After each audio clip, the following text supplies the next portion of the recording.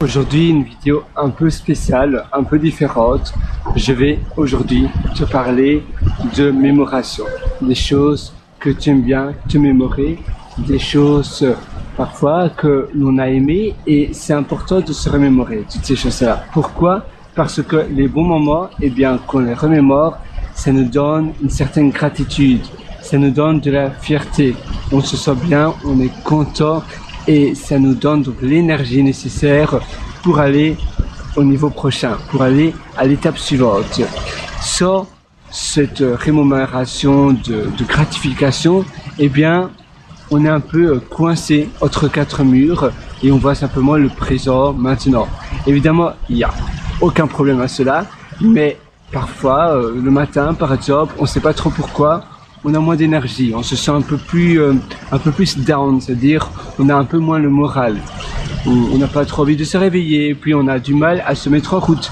Même si on a construit la veille une liste de tâches en béton avec toutes les choses que l'on va absolument faire, toutes les choses que l'on veut réaliser, quand on se réveille le matin, eh bien, on n'a pas la tête bien en place, on n'arrive pas trop à démarrer.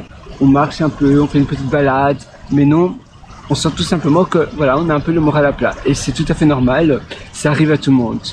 Par contre, à nouveau, comme je te disais, si tu écris des moments qui se sont extrêmement, voilà, qui sont bien passés, des moments idylliques avec soit tes proches, soit ta moitié, soit tes enfants, soit tes petits-enfants, soit, voilà, ça peut être plein de choses différentes, ou bien toi, quand tu étais peut-être il y a quelques années, quand tu avais 16 ans par exemple et que tu jouais au badminton ou au tennis et que tu aimais cela, eh bien tu peux aussi le marquer. Ça ne doit pas être des moments non plus extraordinaires, simplement des moments que tu aimais bien. Et en écrivant cela, en te remémorant ces bons moments, automatiquement on se sent bien.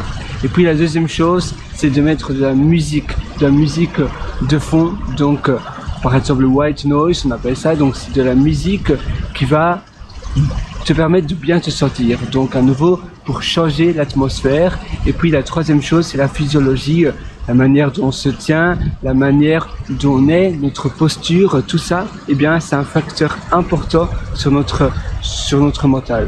Donc si tu fais des un peu comme ça, que tu vas faire un exercice sur toi comme il y a Anthony Robbins qui le fait très bien d'ailleurs dans son documentaire I'm Not a Guru, donc je ne suis pas un gourou, c'est disponible sur Netflix mais tu peux facilement le trouver sur internet.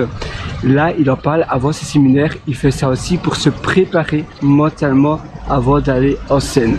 Voilà, moi j'espère que ça va t'aider. Si tu veux aller encore beaucoup plus loin, tu peux toujours me rejoindre dans mes ateliers. Tu as un lien juste en dessous en description. Sinon c'est sur pierrewriter.com, pierrewriter.com, et là tu peux en apprendre beaucoup plus, tu peux en apprendre davantage pour aller en profondeur dans ton épanouissement, dans ton bien-être, dans ton développement personnel. D'ailleurs il y a l'atelier Belle Vie que je te suggère vivement. À nouveau tu as le lien en description.